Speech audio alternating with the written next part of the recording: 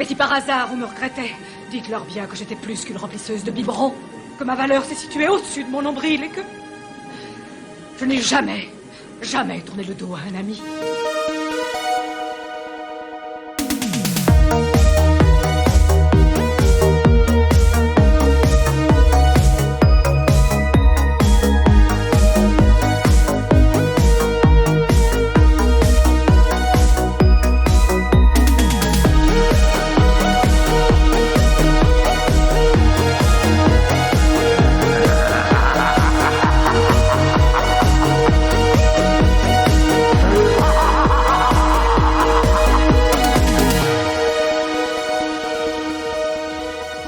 Bonjour et bienvenue dans ce nouvel épisode de Jumpscare, le podcast qui dissèque des os et découpe tous vos films d'horreur préférés. Dans cet épisode, on va revenir vers un cinéma un peu plus léger car on a bien vu que vous avez tous été un peu secoués par notre épisode sur Ebola Syndrome. Nous allons parler d'un film, mais surtout d'une icône du cinéma horrifique, véritable figure, pour ne pas dire reine du genre, Elvira, la maîtresse des ténèbres.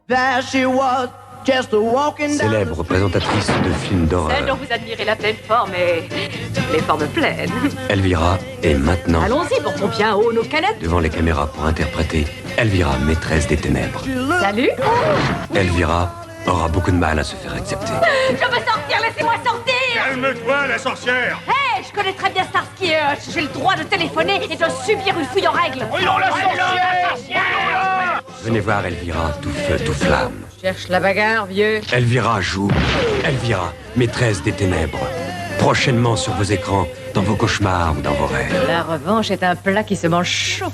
Elvira, avant d'être un film, c'était une animatrice d'émissions télévisées américaines incarnée par l'actrice Cassandra Peterson, qui présentait des films d'horreur avant leur diffusion sur petit écran dans l'émission Elvira's Movie Macabre de 81 à 86.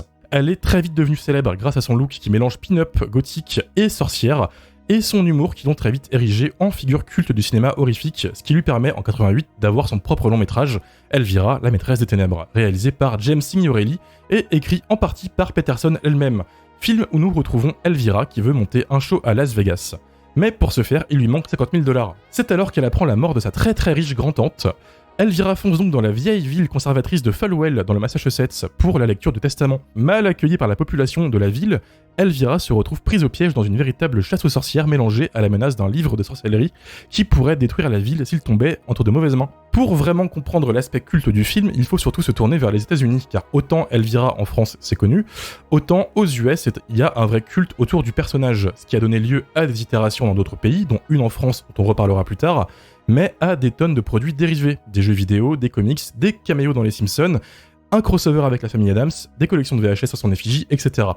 Et pourtant, ça a été un gros flop au box-office puisque le film a un budget de 7 millions de $, et n'en a rapporté que 5 au box-office mondial. Ça ne l'a pas empêché de devenir un cult classique, puisque le film est très souvent cité dans les meilleures comédies horrifiques des années 80, et c'est pour ça qu'on revient dessus ce soir. Je suis Romain Plourde du Bistrot sur Filmo et chroniqueur dans le podcast Shitlist, et sont présents ce soir Mylène de la chaîne YouTube Welcome to Primetime Beach. Salut. Mathieu de la chaîne YouTube Le Coin du Bis. Hello. Lily, chroniqueuse sur le blog du cinéma. Salut. Amélie du festival de cinéma On vous ment.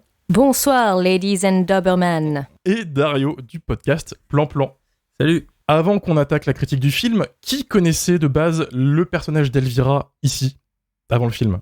Mathieu et Amélie, je vous vois lever la main. Ouais, alors moi je le connais parce que j'avais, forcément je suis né dans les tout début des années 80, donc je l'ai vu passer plusieurs fois à la télé et j'avais très très envie de la connaître un petit peu plus, de voir un petit peu ses émissions, de voir aussi son film. Minute 5, c'est déjà beauf.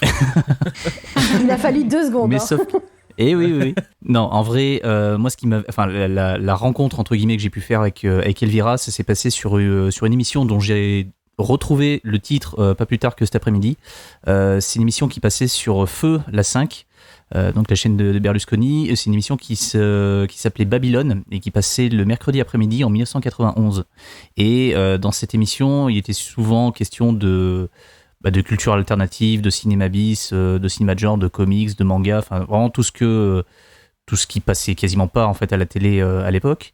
Et moi en fait j'avais pas la 5 quand j'étais enfant, et du coup je regardais ce programme vraiment totalement par hasard quand j'allais chez des copains et que je tombais dessus en zappant, et à chaque fois j'étais fasciné par ce que je regardais.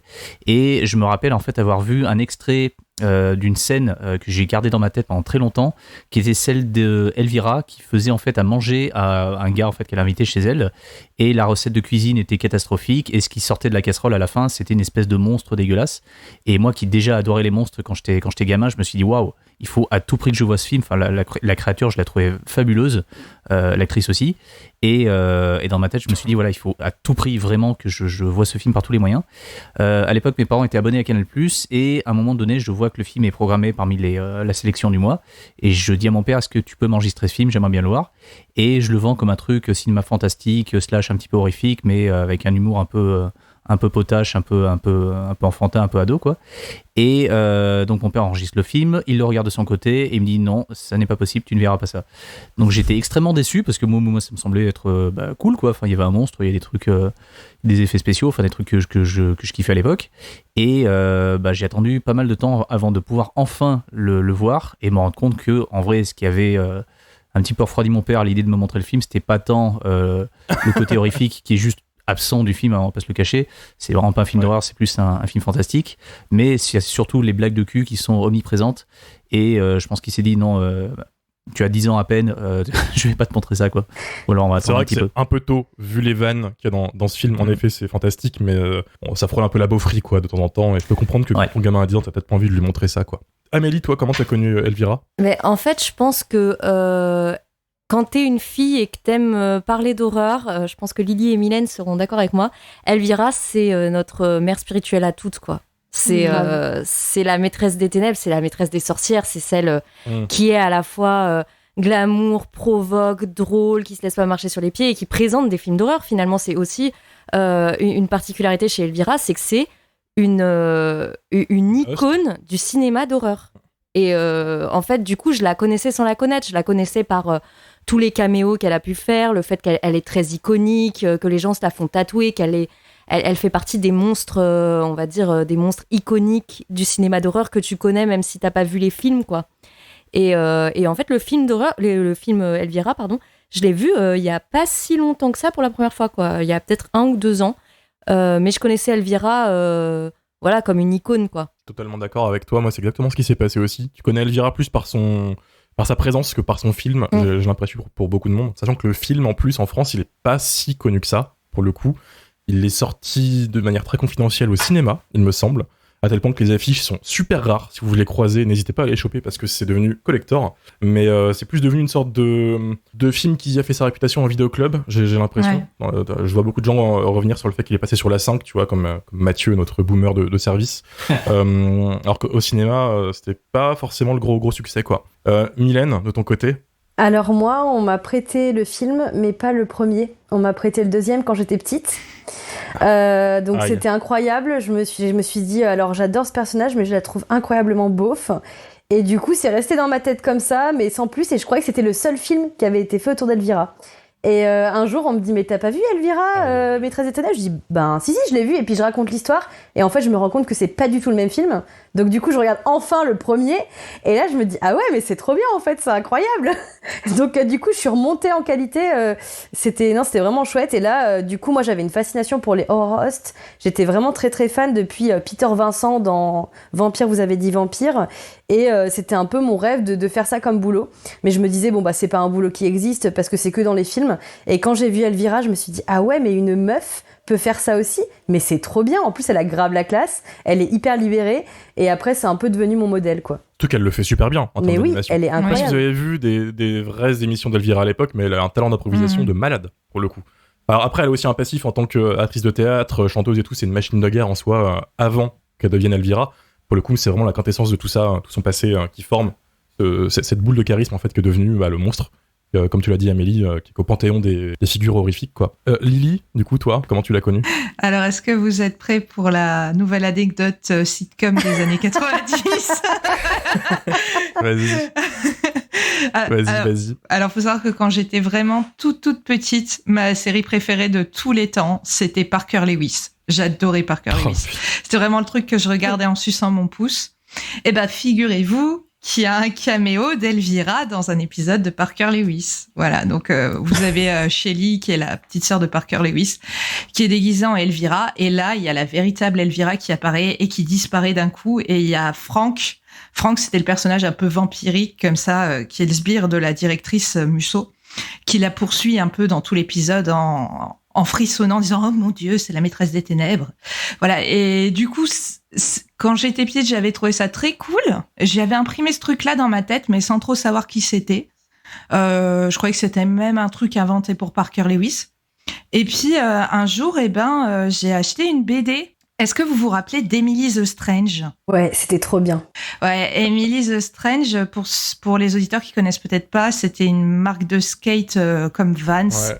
Qui avait une petite égérie un peu gothique et ils ont vendu plein de fringues aux punkettes et mogottes des années 2000 dont je faisais partie. Et donc, j'ai découvert Elvira à travers le comics Emily the Strange. Et j'ai été totalement conquise par le personnage parce que dans la BD, donc, elle fait une interview avec Elvira qui lui sort des trucs pas possibles du genre « Qu'est-ce que tu fais le samedi soir ?» Elle dit « Je déterre mon ex au cimetière », tu vois, des trucs comme ça. Donc, j'ai adoré ce personnage, je le trouvais fou. Et j'ai fait quelques recherches sur Internet parce que je me suis dit « C'est qui cette personne ?» Et c'est là que je me suis rendu compte que c'était cette nana que j'avais vue dans Parker Lewis il y a des années de ça. De base, je devais avoir 12-13 ans, du coup, j'ai pas très bien compris le concept de la présentatrice de films d'horreur, parce qu'on n'avait pas trop d'équivalent en France, en tout cas pas à ma connaissance à cette époque-là. Mais j'ai découvert, du coup, au gré de mes recherches, qu'il y avait un film Elvira. Donc, je l'ai découvert ado. Jeune ado, du coup, j'avais adoré. Et donc, comme vous les filles, donc Amélie et Mylène, moi, c'est très vite devenu une de mes égéries. J'ai des figurines d'Elvira chez moi, voilà, j'adore. Et bien sûr, Elvira, maîtresse des ténèbres, c'est un Lily movie, il est très haut sur ma liste. Dario, je te mets au défi de faire mieux comme anecdote, du coup. En plus, j'en ai une, mais elle est pas ouf. Assume les conséquences. Moi, je connaissais Elvira un peu de vue, enfin dans les Simpsons notamment. Je crois que ça doit être la première fois que je l'ai vu quand j'étais plus jeune, mais sans connaître le film plus que ça. Et c'était pendant le confinement, le premier confinement, avec ma meilleure amie, on s'était fait une liste de films à regarder, genre sur Discord, on le regardait en même temps. Et moi, j'avais mis Elvira sur la liste parce que j'avais revu des images de ça. Je me suis dit, putain, ça a l'air trop marrant. Donc je l'ai découvert avec ma meilleure amie en fait, parce que après le confinement s'est terminé et du coup on l'a regardé chez moi, mais voilà, c'est la fin de l'anecdote quoi. J'ai pas Dario qui cherche, tu sais. Désolé de t'avoir jeté sur les rails comme ça. Désolé, j'ai pas mieux. Okay. Et du coup, en termes de critique, est-ce qu'on l'aime ce film ou pas, Mylène ? Mais oui, on l'aime d'amour, il est incroyable ce film. C'est aussi un Mylène movie, c'est pas qu'un Lily movie, je crois que c'est un Amélie movie aussi. C'est trop cool, franchement, ce film il est incroyable. Je trouve qu'il a une vibe un peu John Waters. Il y a quelque chose que j'aime beaucoup dans ce film, ça me fait penser à Hairspray, même dans les plans, dans la mise en scène et tout, ça s'arrête jamais, c'est un enchaînement de sketchs, il y a un truc très camp dans ce film, moi j'adore Elvira. Elvira c'est carrément une drague, en vrai c'est une drag queen, la meuf elle est incroyable, c'est une icône queer, et le film, c'est tout ce que j'aime en fait, c'est vraiment Elvira, elle arrive dans ce petit patelin qui est un patelin très coincé, il faut le dire, très conservateur, et du coup elle va complètement ébranler la jeune communauté et surtout d'ailleurs les jeunes qui vont l'apprécier pour son talent, Mathieu. Mais je n'ai rien dit, hein. Je n'ai rien dit du tout. Ce qui est marrant, c'est que c'est un film qui est sorti dans les années 80 et en fait, je trouve que quand elle arrive dans ce petit village, il y a un truc très années 50, même dans la peur en fait, parce qu'on lui dit « Oh là là, vous allez me laisser la chambre en bordel, vous êtes communiste ». Enfin, il y a vraiment encore la crainte de l'autre, des communistes, et du coup, ça fait très film en référence justement à l'horreur des années 50. Et ça, c'est quelque chose que j'aime beaucoup aussi. Et ouais, non, Elvira, elle est incroyable. Elle est libérée, elle est excentrique. Enfin, moi, j'adore. En fait, dès qu'il y a un gros bouffon qui vient la voir et qui lui fait une blague sur ses nichons, elle l'envoie balader. Et du coup, c'est ça qu'on aime chez Elvira. Même quand il y a des blagues qui pourraient être beaufs, en fait, elle les désamorce toujours. Soit en étant pire, mais ça tombe jamais dans la boufferie. Et ça, c'est ce que j'aime beaucoup dans le film, en fait. Franchement, Cassandra, qui est l'actrice qui joue Elvira, mais qui, même quand elle n'est plus aujourd'hui Elvira, est toujours Elvira, parce que maintenant, elle porte plus forcément son costume, elle restera toujours Elvira, elle est incroyable, en fait. C'est un doudou movie. C'est un film doudou, c'est un feel-good movie. Aïe, le mot est lancé. C'est ça. Elle porte clairement le film, pour le coup, elle a une énergie hyper folle dans tout le truc. En plus, ce qui est intéressant, c'est de voir à quel point elle arrive quand même à garder son rôle d'Elvira, tout en brisant, je pense, ses chaînes de host télé. C'est ça que j'ai trouvé vachement intéressant, de créer un vrai personnage autour, en fait, de ce qu'elle faisait avant, quoi, et de faire un truc bien plus grand que ça. En plus, d'ailleurs, elle chie littéralement sur le monde de la télévision dans la scène d'introduction, quoi. C'est vachement bien joué, vachement bien écrit, pour au final un personnage qui frôle le beauf. Donc c'était un oui pour toi, Mylène. Lily, toi, de ton côté, qu'est-ce que t'en as pensé ? Moi, bien sûr que j'adore ce film, hein, forcément, je vais pas être très originale. Mais il y a tout ce que j'aime, comme pour Mylène, il y a tout ce que j'aime. Il y a de la sorcellerie, des trucs bizarres dans les placards, une référence à Flashdance, un petit chien blanc, une scène d'orgie, des numéros de danse. Donc vraiment, pour moi, il y a tous les éléments du chef-d'œuvre. et ce que j'apprécie d'autant plus dans ce film, c'est qu'à chaque fois, je le vois autrement. Quand j'étais ado, je voyais juste un truc un peu téléfilm, distrayant et plutôt marrant. Maintenant, je vois une vraie série B qui s'assume comme telle, avec, comme le disait Mylène, plein de références au cinéma d'horreur et fantastique. Je pense que vous avez tous remarqué que le film projeté à la séance de minuit, c'est L'attaque des tomates tueuses. Voilà, il y a plein de... Il y a plein de petits trucs comme ça. Et donc, c'est un film qui, à l'époque, avait eu une réception catastrophique. Cassandra Peterson, elle avait eu un Razzie Award de la pire actrice. Alors que pour moi, là, avec le temps... Incompréhensible. Ouais. Parce que pour moi, avec le temps, je m'aperçois que le film, il a volontairement se caché un peu toc pour se donner des allures de série B et jusque dans le visuel. Mais cela dit, je trouve qu'il y a certains effets spéciaux pratiques qui sont pas si dégueux que ça. Mathieu a parlé du monstre dans la casserole. Je le trouve vraiment pas mal, ce monstre. En plus, il a été créé en partie par Doug Beswick, qui est un make-up artiste des premiers Star Wars, donc ça se pose là quand même. Oui, quand même. Et alors, je trouve qu'Elvira... alors, par contre, par rapport à ce que vous avez dit, moi, je trouve qu'Elvira, c'est peut-être pas la meilleure des actrices. Elle a beaucoup de travers de la télé. Dans quel sens, travers de la télévision ? Elle est très théâtrale, du coup. Mais c'est le personnage qui veut ça, donc je lui pardonne. C'est ça. Je lui pardonne tout. Moi, je trouve que c'est une de ses forces, tu vois, pour le coup. Parce que je me dis que c'est ce qui l'a fait ressortir dans cette sorte de horde de conservateurs, tous très coincés, très rigides, dans leur manière de parler, etc. Elle est complètement dans un film parallèle. Oui. Et puis même, je lui pardonne tout parce que j'aime énormément le fait, comme disait Mylène, que ça soit une femme indépendante, badass, avec du caractère, qui assume son image et son corps.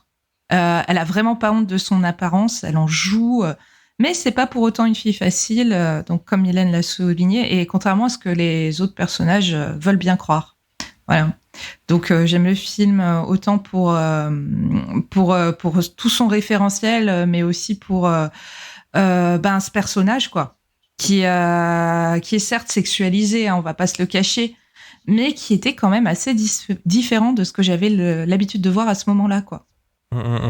C'est un oui autant pour le film que pour le symbole. Pour Lily, du coup. Mathieu, de ton côté ? Alors moi, je vais revenir sur ce que je disais tout à l'heure. Quand j'étais gamin, j'ai découvert Elvira dans une émission sur Feu la 5 qui s'appelait donc Babylone. Et c'est en revoyant des images tout à l'heure que je me suis rendu compte d'une chose que j'avais complètement oubliée. C'est que voilà, je l'ai découvert donc sur la 5, mais dans une émission où Elvira était invitée. Et cette émission qui a duré, je crois, très peu de temps à l'antenne, je crois que ça a duré quelques mois, enfin avant à peine, quoi. Donc cette émission 91, donc ils ont eu le temps d'inviter quand même Elvira et qui a accepté l'invitation, donc elle est venue sur le plateau et elle a animé l'émission aux côtés de la personne qui animait le truc, c'était Numa Rodagil. Elle est venue en France ? Elle est venue en France, ouais. Et donc elle a fait le show à côté de Numa Rodagil, c'est un nom qui parlera aux plus âgés. Et donc j'ai pu voir quelques images tout à l'heure et c'était vraiment conforme à mes souvenirs, donc je pense que c'est vraiment là encore une fois que je l'ai découverte. Et Numa Rodagil, en fait, dans les bonus, donc plusieurs décennies plus tard, expliquait en fait que la première fois qu'on voit Elvira sans vraiment avoir de renseignements ou de contexte ou quoi, on s'imagine vraiment que, on lui colle très vite une image, quoi. Et du coup, quand on regarde le film, on s'attend à voir un truc un peu beauf, un peu balourd. Alors qu'en vrai, Elvira, c'est exactement l'inverse, quoi. C'est un personnage qui va justement casser cette espèce d'image qu'on peut se faire d'elle très rapidement. Et une partie du succès, je pense, vient de là. Et c'est aussi pour ça qu'il est récupéré par pas mal de communautés de l'époque déjà et d'aujourd'hui qui font que, même si le film il a pas mal d'années au compteur, il reste quand même actuel et il est encore important aujourd'hui. Dans le discours qu'il peut avoir sur l'acceptation de la différence et de dire un petit peu merde aux autres quand on n'a pas forcément les mêmes idées et qu'on veut garder celles auxquelles on croit, quoi. Là-dessus, moi, je vois un parallèle entre Elvira et la famille Addams. Ça rejoint un peu ce que tu dis, Mathieu. Ouais. Parce que, alors, certes, Elvira, elle s'inspire à la base de Vampira et des comic strips de Charles Addams. Hein, c'est clairement une Morticia à la sauce années 80. Mais je trouve que le film Elvira a des petits points communs avec le film de Barry Sonnenfeld de 91, donc La famille Addams. Par exemple, la scène où elle est au lit, où il y a un éclair de lumière, il y a vraiment un parallèle avec Morticia au début du film de Sonnenfeld. Il y a aussi un truc avec un passage secret dans une bibliothèque. Enfin, alors c'est des poncifs classiques du cinéma et de la littérature fantastique, certes, mais je vois quand même des accointances visuelles. Et je vois aussi et des accointances de sens, j'imagine. Enfin, le fait que ce soit les freaks qui sont les bonnes personnes au final. C'est ça. Il y a aussi un parallèle dans la relation qu'Elvira entretient avec le monde extérieur. Comme la famille Addams, comme tu dis, Amélie, elle est perçue comme une freak par les habitants.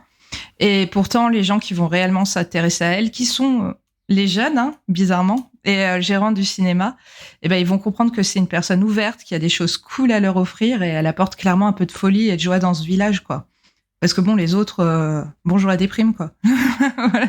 Putain, la seule scène où ils sont heureux, finalement, ces gens qui ont l'air heureux de s'éclater, c'est la scène d'orgie.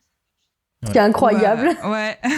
Pour le contexte, il y a une petite séquence où tout le village mange un plat qui a un petit piège dedans de la part d'Elvira, et tout le monde a envie de ken. Ça donne une sorte d'orgie, quoi, un pique-nique qui part en couille.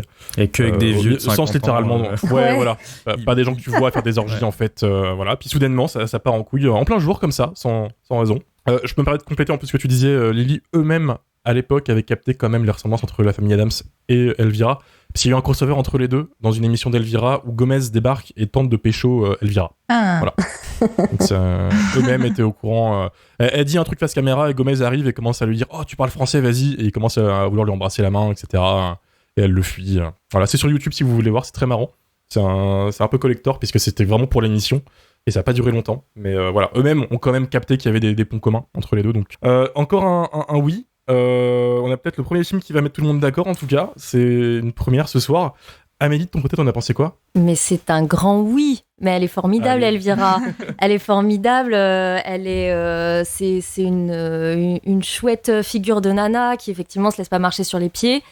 Et en plus, je disais tout à l'heure que c'était un peu la Mother of Monsters. C'est un peu notre maman spirituelle. Et je trouve que ça se sent un petit peu dans le film. Je comprends très bien que ce film soit très culte dans certaines communautés cinéphiles, dans certaines communautés LGBT, parce qu'en fait, le film, du fait que ce soit peut-être un film d'une présentatrice télé, il joue la connivence avec le spectateur. C'est-à-dire que elle-même, elle a des petits regards caméra, genre comme si elle était très consciente d'être filmée, mais elle casse pas non plus le quatrième mur. Mais il y a un petit clin d'œil au spectateur parfois, qui est pour rappeler que vous inquiétez pas, on est entre nous. On regarde les mêmes films, on a les mêmes rêves. On aime ce cinéma qui est un peu bizarre, qui est un petit peu nul parfois, qui est un peu chelou. Et on ne s'en moque pas aussi, parce que c'est assumé ce côté série B, série Z, ce côté un petit peu ça va piocher dans les films de Corman, dans les films un peu nanardesques et tout ça, justement, l'attaque des tomates tueuses. Mais ça a toujours du respect pour son matériau d'origine. Elvira, elle est plus critique envers la télé que vraiment envers l'univers duquel elle vient. Et du coup, je trouve que cette connivence, elle est un petit peu... c'est pour ça que c'est la maîtresse des ténèbres, quoi. C'est parce que elle est un petit peu soit la grande sœur, elle a plutôt une figure de grande sœur dans le film d'ailleurs, avec tous ces ados qu'elle prend un petit peu sous son aile pour qu'ils retapent sa baraque, mais pas que, elle est celle qui les comprend et qui les conseille. Et du coup, je pense qu'elle est un peu comme ça pour beaucoup de gens et beaucoup de communautés. C'est celle qui a pris sous son aile un petit peu ceux qui aiment le cinéma déviant et qui a proposé quelque chose à la télévision qui n'était pas très vu, en tout cas. Et c'est chouette qu'il y ait du respect pour ce cinéma-là. Elle a réussi à fédérer toute une communauté de freaks de l'époque, quoi. Puis de toute façon, un film qui démarre par It Conquers the World de Roger Corman, c'est forcément un bon film. Voilà. Oui, c'est ça. C'est pareil pour les tomates tueuses, quoi. Ils montrent les tomates tueuses, ils se foutent un peu la gueule du film, mais il n'y a pas de haine dans ce film, quoi. Jamais. Et d'ailleurs, je crois qu'en plus, Cassandra Peterson est devenue jury de Drag Race, je crois. Oui, il me semble. Est-ce que quelqu'un peut confirmer ? Voilà, donc c'est quand même avec son côté drag queen, comme tu disais tout à l'heure, Mylène, avec son côté camp, elle est aussi une représentante de la communauté drag, en tout cas une figure de la communauté drag aux États-Unis. Donc il y a quand même un truc. Même, ça va plus loin que ça parce que non seulement c'est une figure de la communauté drag, mais aussi de la communauté LGBT, puisqu'elle est en couple avec une fille depuis plus de 20 ans maintenant. Elle a pris du temps à l'annoncer parce que ce genre de débat, ça a dû lui casser les couilles d'avance, tu vois, quand t'as une figure de pin-up auprès d'un public de mâles, évidemment. Voilà, mais elle a décidé de l'assumer il y a quelques années. Je crois en 2019, elle l'a annoncé. Mais c'est vrai que le film, il a beaucoup résonné dans la communauté queer. J'avais vu pas mal de vidéos qui disaient que vraiment, au-delà du fait qu'elle libère ces jeunes dans le village, elle libère les sexualités, en fait. Et du coup, c'est une icône queer et elle libère quand même une parole et une liberté sexuelle en fait que ces jeunes ils peuvent pas avoir dans le village avant qu'elle arrive. Et je crois qu'il y a même un personnage après l'orgie qui dit j'ai découvert que j'étais gay grâce à l'orgie quoi. Ouais. C'est l'acteur c'est Kurt Fuller qui joue le méchant dans S60 Tome 2. Qui joue dans Miracle Mile, qui joue dans Wayne's World, mais surtout dans S60 Tome 2, donc ça rajoute un petit point de qualité en plus. Le meilleur SOS Fantôme. Voilà, on le rappelle quand même. On le rappelle. Et d'ailleurs, il joue l'agent immobilier et un peu qui essaye de sauter Elvira, d'ailleurs. Ouais. Et du coup, Elvira, enfin Cassandra Peterson, joue l'agent immobilier qui essaye d'arnaquer la famille dans The Monsters de Rob Zombie, qui est sorti il y a pas longtemps. Donc ça fait un genre d'inversion du truc. Voilà. Je sais pas si c'est voulu ou pas, mais en tout cas, moi je trouvais que c'était une coïncidence rigolote. Mais c'est marrant. Autre coïncidence rigolote, il y a de nouveaux races de Dr. Queen dans ce film. Je pense qu'il va falloir qu'on regarde la série un jour. Ouais, il nous poursuit. Voilà, il joue un des hommes de main de l'oncle Vinny. Du coup, voilà. On peut totalement renommer le podcast en fait Horace. à force. Horace Scare. Il nous poursuit. Un quatrième oui du coup pour Elvira et il nous reste Dario du coup. Dis-nous tout. C'est moi qui ai proposé le film, donc c'est que je sais que j'adore le film, hein, donc même si je l'ai vu pour la première fois il y a pas si longtemps que ça, en réalité c'était il y a 2 ans, mais moi j'ai un amour en fait pour ce film parce que j'aime énormément les films qui parlent de cinéma et qui parlent de la création d'un film en fait, et je me suis rendu compte en voyant du coup le making of cette semaine là que la qualité en fait que j'aime le plus dans ce film c'est l'honnêteté en fait avec laquelle il a été fait,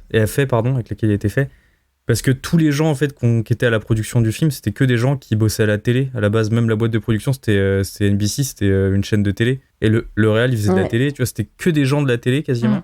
Et du coup ça se ressent il y a une espèce de ils sont contents de le faire et ça se ressent en fait à travers de la pellicule. Je trouve il y a comme toi quand tu prends ton caméscope quand t'as 8 ans que tu fais ton premier film, tu vois, genre il a vraiment cette qualité là le film, je trouve, au-delà du fait qu'en plus Elvira elle casse un peu le 4e mur aussi, comme tu disais Amélie. Il y a quand même des moments où elle parle directement au spectateur et je sais pas, il y a tout un délire en fait où on voit dans le film comment elle se perçoit, notamment dans la scène du rêve où quand elle dort en fait elle projette son image qu'elle renvoie. Mais du coup, en fait, elle est allongée dans le lit avec les cheveux hyper bien coiffés, elle est très maquillée, une tenue de ouf et tout. Et après, elle se réveille et tu sais, elle a une vieille serviette sur la tête pour tenir son brushing et tout. Il y a toute une lecture comme ça que je trouve trop cool en fait. Et du coup, je comprends évidemment que le film soit devenu culte au même titre que The Rocky Horror Picture Show. Je trouve que c'est un peu ce genre d'esthétique, quoi. Mais du coup, j'adore le film. Puis même en termes de référence, c'est pas non plus des trucs non plus supra évidents, quoi. On a aussi bien des trucs comme Flashdance qu'on peut pas forcément rater quand on voit le film, que des trucs un petit peu plus, peut-être pas obscurs, mais un peu plus vieux, comme la Maison du Diable.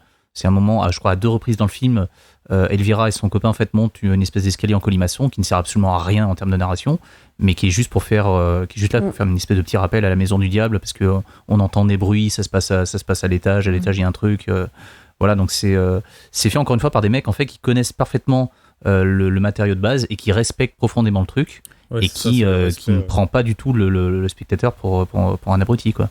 Et même t'as le nom du... Si tu n'as pas ces références, tu peux comprendre. Oui. Ouais. T'as pas besoin d'avoir la référence précise pour comprendre qu'il parodie un truc. Parce que le film, en fait, c'est une très bonne parodie aussi. Au-delà de ça, au-delà du fait que ce soit un bon film fantastique, c'est aussi une très bonne parodie, je trouve, d'un film fantastique, quoi. En fait, c'est pas un film qui prend de haut son spectateur, et ça, c'est bien. En fait, si t'as pas les refs mais que t'es curieux, tu peux les chercher, et si tu les as pas et que t'as pas envie de chercher, tu vas quand même passer un très bon moment, en fait, c'est pas grave. Donc ça, c'est nécessaire pour ce genre de film. C'est ça. Ouais, puis même, le truc est bien écrit, parce que moi, quand je l'ai vu la première fois, encore une fois, je m'attendais à une histoire avec des monstres, par rapport à l'extrait que j'avais pu voir sur l'émission sur la 5. Donc la première fois que je l'ai vu, j'étais un petit peu déçu, mais en fait, plus je revois le film, et plus je l'apprécie, parce que le truc est très bien écrit, le personnage est cool, et la transition entre l'écran et l'écran de cinéma, en fait, je la trouve vraiment réussie, quoi.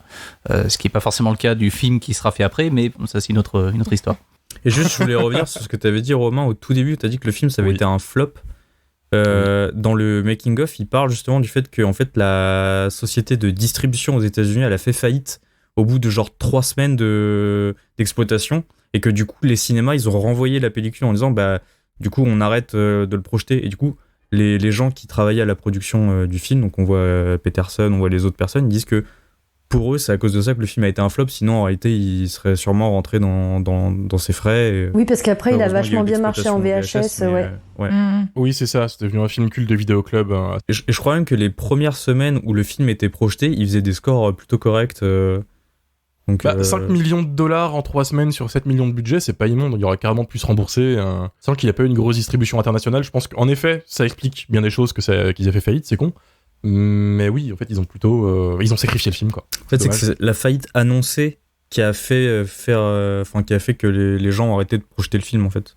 C'est con, c'est très con, mais là, ça va pas empêcher le film de marcher derrière, tu vois. Ouais. On est là, 40 ans plus tard, à en parler quasiment. Après, en France, il est quand même passé à Cannes, et il y a eu un petit cocktail avec des petites décos un peu spooky, que j'aurais bien voulu être au cocktail, moi. Et il y avait Sangria. Ouais. Et là, voilà. Transition exceptionnelle, puisque faut qu'on parle quand même de Sangria, qui est l'itération française d'Elvira, dans une émission sur la 5, la défunte 5, comme disait Mathieu, une émission qui s'appelait Les Accords du Diable, dans les années 90. Je ne connaissais pas, moi j'ai découvert en fait quand j'ai commencé un peu à collectionner les VHS, et j'ai en VHS Cryptozoïde de David Decauto, qui est un film que je vous conseille malgré la réputation qu'il a. David Decauto. Ouais, voilà, on en reparlera un jour peut-être. Le grand David. Ceux qui savent, ceux qui ne savent pas, force à vous.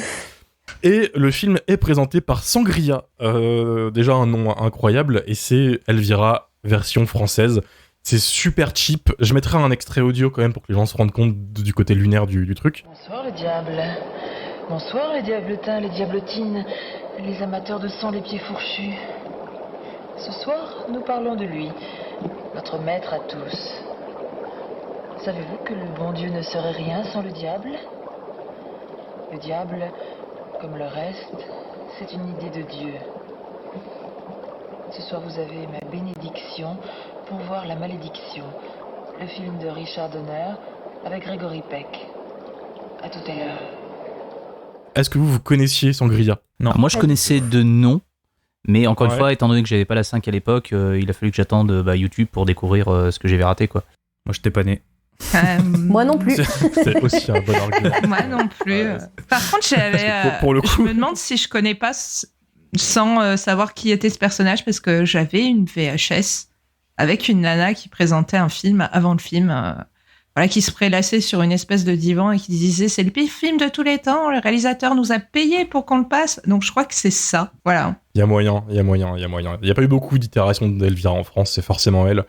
Ça faisait partie de cette époque où il y avait des émissions comme Elvira, quoi, où quelqu'un présentait le film avant qu'il soit diffusé. Chose qui s'est perdue aux années 2000, époque trilogie du samedi, etc. Mais il y avait Jean-Pierre Dionnet, Dieu. Cinéma de quartier.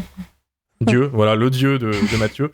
Une pratique qui s'est bien perdue malheureusement parce que c'est quand même marrant. Ça donne des trucs bien cheap, bien bizarres. Ouais, j'ai vu que Canal avait une marionnette aussi. J'ai vu ça il y a pas longtemps sur Twitter. Quelqu'un en a parlé, a dit ah mais vous vous rappelez pas Canal à une période ils avaient une sorte de un peu comme la momie des contes de la crypte là, petit rat, là. qui présentait je sais pas un monstre quoi, un truc un peu monstrueux qui présentait les films mais ça a pas duré très longtemps non plus je pense.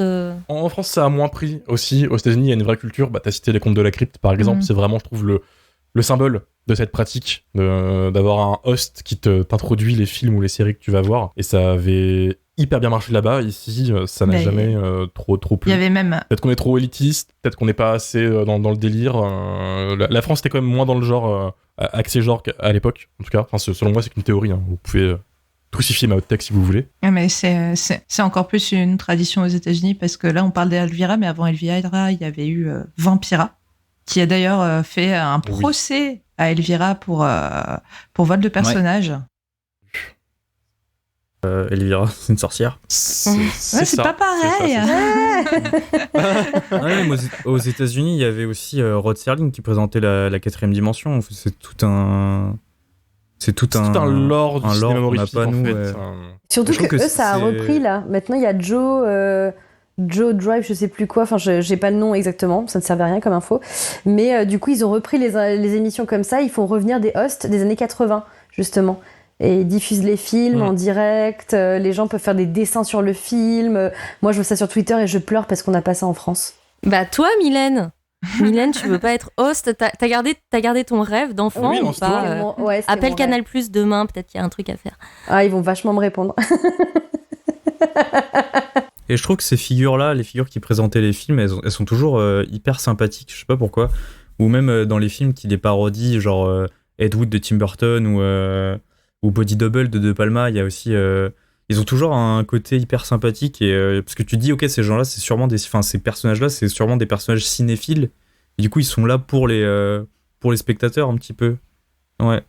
Et d'ailleurs, pas oublier, John Carpenter, il l'a fait aussi dans Body Bags. Ouais. Il faisait c'est vrai. le coroner où il présentait les trois sketchs de ce film Body Bags. Donc même par contre, exactement. La pauvre Sangria, elle était pas du tout cinéphile de ce que j'ai cru comprendre, et qu'elle s'est retrouvée invitée en tant que jury au Festival d'Avoriaz et elle a pas regardé parce que c'était pas son truc les films d'horreur. Elle était juste host quoi, parce qu'elle était plutôt belle et qu'elle avait une très belle voix grave et que du coup ça passait bien pour le personnage. Mais elle n'était pas spécialement fan de films d'horreur, de ce que j'ai cru comprendre dans son interview que. Oui, elle dit qu'elle regardait pas, qu'elle avait peur et tout, et que même durant les tournages, des fois. C'est pour ça que ça a moins marché. Elle était intermittente du spectacle, quoi. Donc. C'est ça, il fallait faire ses heures. C'est con. Je pense que t'engages une vraie cinéphile et ça aurait été complètement. Allez, Mylène, c'est à toi. Mylène, c'est à toi de dire un créneau. Je prends Pégase sous mon bras et on relance la trouve un canapé. Par contre, j'ai une question. T'as un animal. Mais oui, en plus, Pégase adore les films d'horreur. Il a kiffé tout ce qu'on a regardé aujourd'hui. J'ai une question. Par contre, vous l'avez vu en VF ou en VO, Elvira ? VO. En VO. Les deux.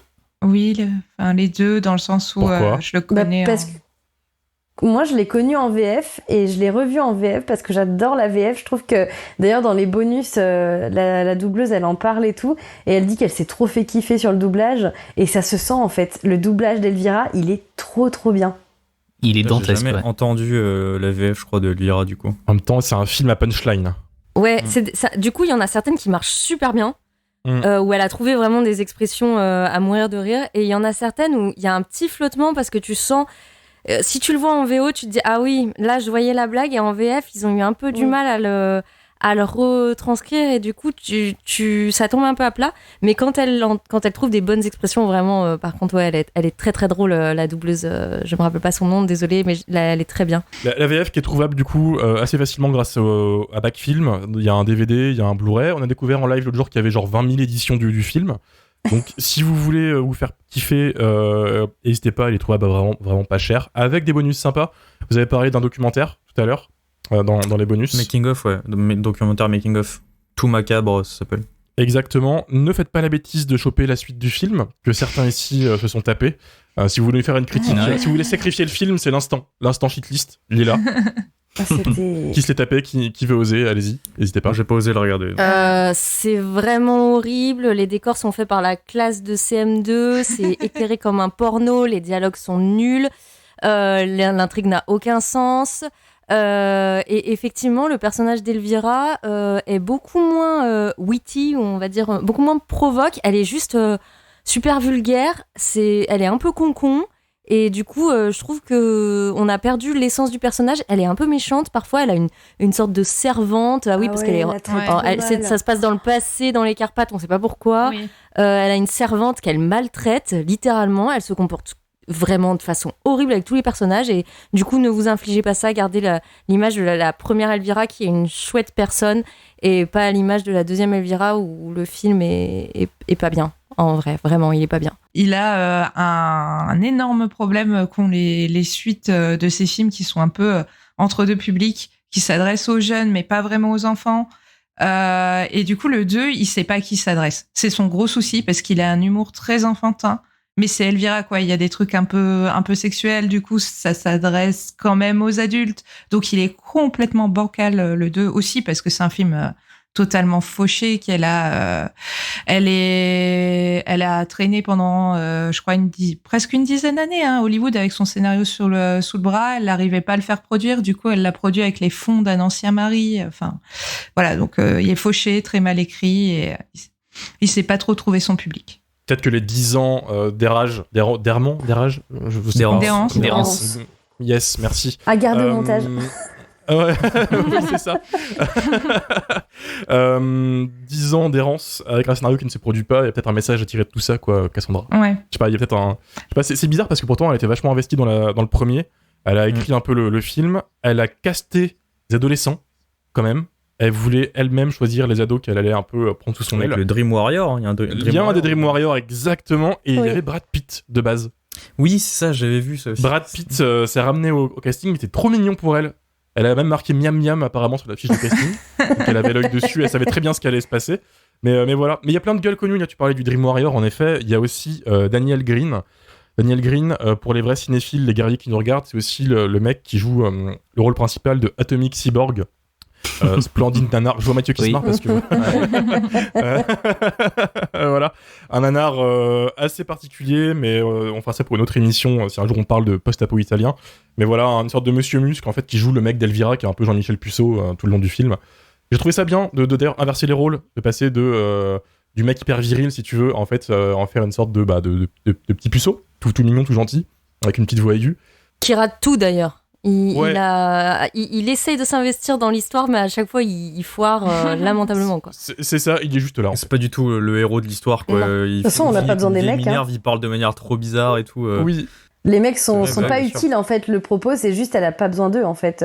Elle a besoin de son chien, qui se métamorphose, et après, c'est tout. Mais c'est qu'en plus, le personnage de Todd, du coup, il est hyper caricatural, je sens, du héros américain...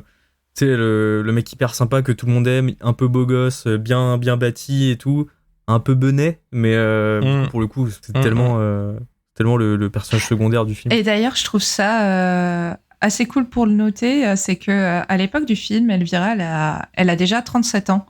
Et ça a l'air bête, mais dans un Hollywood où en fait les femmes sont jetables passé 30 ans, je trouve ça très cool qu'elle ait un rôle de femme forte, badass et de femme désirable, en fait. Voilà. Grave. Surtout, en effet. Ça fait 5 oui pour Elvira. Je serais pas le 6ème. Je serais pas le 6ème à dire non, du coup. Vous avez capté la phrase. Laissez-moi tranquille. Je serais le 6ème oui. Voilà, ça restera au montage. Perso, j'ai adoré. Il y a des punchlines de psychopathes tout le long du film. C'est-à-dire que à chaque début d'épisode, je mets une punchline du film dont on va parler et je ne sais pas laquelle choisir actuellement. Parce que chaque séquence a au moins une punchline d'Elvira qui est fabuleuse. Que ce soit quand elle insulte des mecs, que ce soit elle qui parle à la caméra, des fois, comme ça, elle se lâche, elle improvise. C'est fabuleux. Et c'est un détail que vous avez pas trop évoqué, mais je trouve qu'il y a des décors de malade. Tout à l'heure, t'as parlé, Mylène, de John Waters. Oui. C'est exactement ce mood avec une sorte de manoir gothique, mais qui en extérieur est peint en couleurs flashy, etc. Je trouve ça hyper original pour un film qui en plus a pas forcément une réalisation très poussée. Hein. C'est filmé de manière plate. Tu vois que c'est des gens qui viennent de la télévision, quoi. Mais non, c'est super fun. En plus, ça dure 1h30, ce qui est pour moi un très bon point. Parce que je trouve que le film, du coup, te donne tout ce qu'il faut directement et ne se fait pas prier pour partir, en fait. Parce que c'est le genre d'humour qui peut vite devenir long et ça peut vite tirer sur la corde, ce genre de comédie. Mais en fait, non. C'est super bien dosé, c'est super bien joué. Donc non, voilà, c'était une super découverte parce que du coup, je l'avais pas vu avant. Voilà, c'est ça. Et j'irai le voir en VF, du coup, parce qu'apparemment, ça vaut le coup. Et c'est un film qui a été très apprécié par la communauté, parce que du coup, j'ai plusieurs avis d'auditeurs. J'ai posté le tweet pour voir ce que les gens en avaient pensé sans grande ambition, parce que Elvira, c'est pas super connu.